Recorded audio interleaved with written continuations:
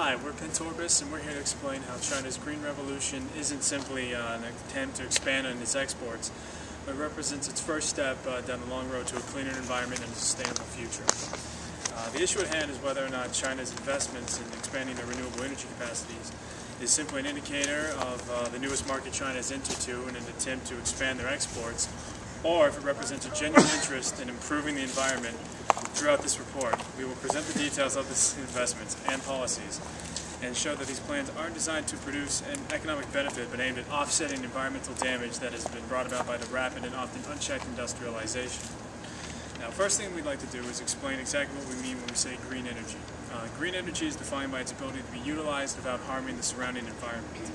Several sources are included under this description, such as hydroelectric, which utilizes the gravitational force of falling and flowing water to generate electricity. And while the massive reservoirs produce these facilities required to function can damage the ecosystem around them, during production they produce some of the lowest levels of CO2 emissions of any of the other renewable energy sources. Wind power generates electricity by using the mechanical energy generated by the turbines and produces no greenhouse gas during production. Solar energy generates electricity by converting solar radiation into electrical energy by using semiconductors, and biomass is a renewable source made up of biological material that can be utilized as fuel or converted into energy directly. I will now hand it over to Jess Freet, who will begin outlining China's efforts to improve its environment.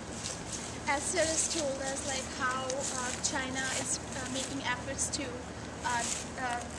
go green. So the most recent report, of course, was the central government RMB 4 trillion economic stimulus package, which includes RMB 315 billion, which is US 35.5 billion for environmental projects such as wastewater and renewable energy. The government also spends heavily to upgrade the electricity grid, committing 45 billion in 2009 alone. As you can see in the graph, China spent almost 39%. China has increased 39% in 2010 in the green energy project. So according to a recent report of IANS, they said China attracted a record of 54.4 billion in clean energy investment in 2010, a 39% increase over 2009 and equal to total global investment in 2004. Another report says that the Vice Chairman of National Development Reform Commission just announced that China will invest 2 trillion, which is $313 billion, till 2015 to promote low carbon economy. As you can see in the graph, China increased its renewable energy projects by 106%.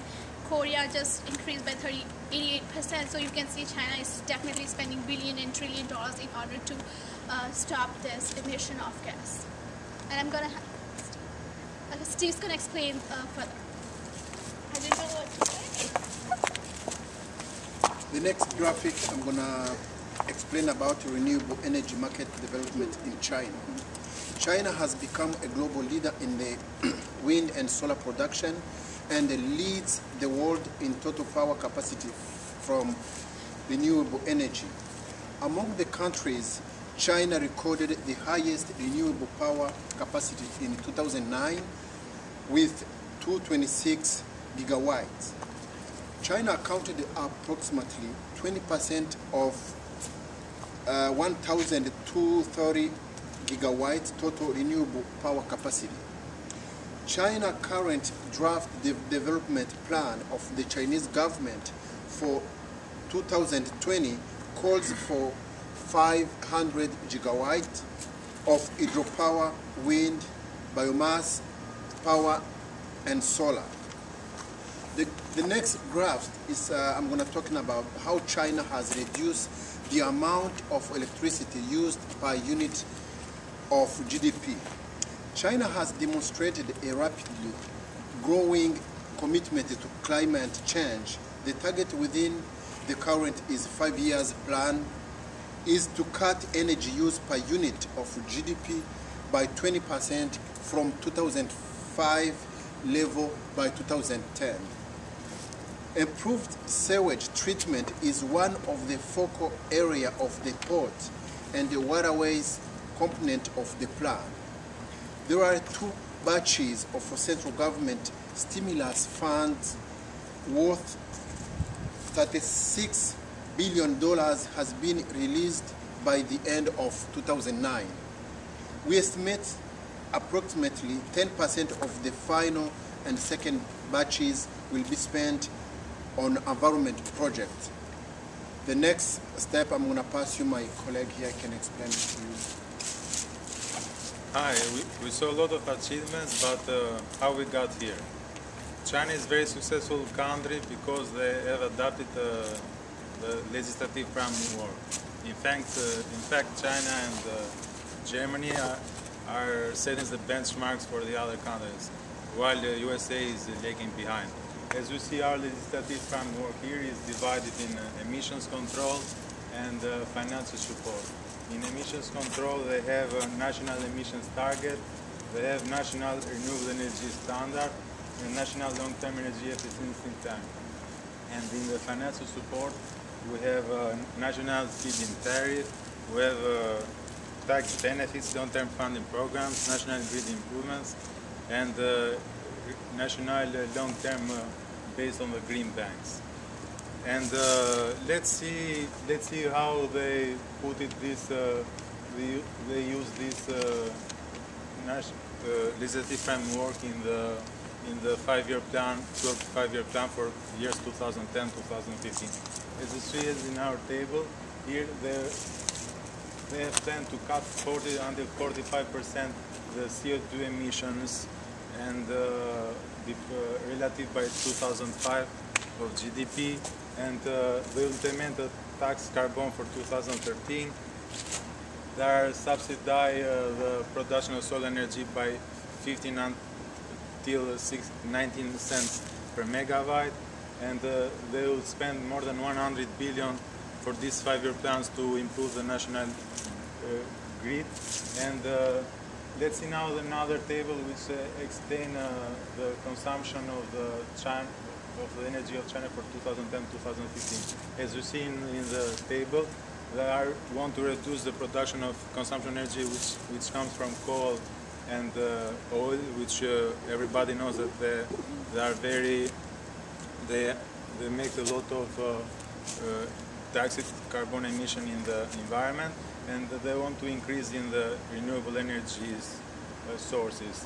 And as we're discussing, China is making a lot of improvements in their increasing their green banks reserves, and here we are not discussing for the US dollar reserves, which we know everyone knows that they have a large reserve, but we are discussing as forest, and my colleague Hernández will explain more for these facts. Thank you.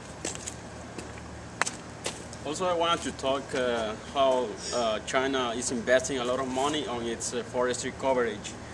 In the last 20 years, China has covered from 12% to 18% the forestry coverage in China, but they have been doing this with different different sectors like private sector, NGO, and non-profit organizations. In the other slides, also we can see that in 2010, the government implemented like a policy to all supermarket shops, centers, that everybody needs to bring with them their own bag in order to take rid of the plastic bags, and which is one of the most polluted thing in China. Also, in 2010, the government of China, for any people who wants to buy an electric car, it receives a subsidy from the government, subsidies from the government.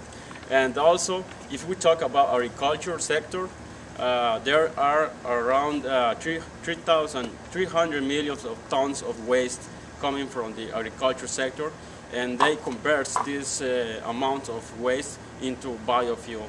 It's equivalent to 100,000 to 150 million tons of coal, which is the largest source of contamination in China. So I wanted to leave my colleague here, Jared, to finish with this. Thank you. Stop.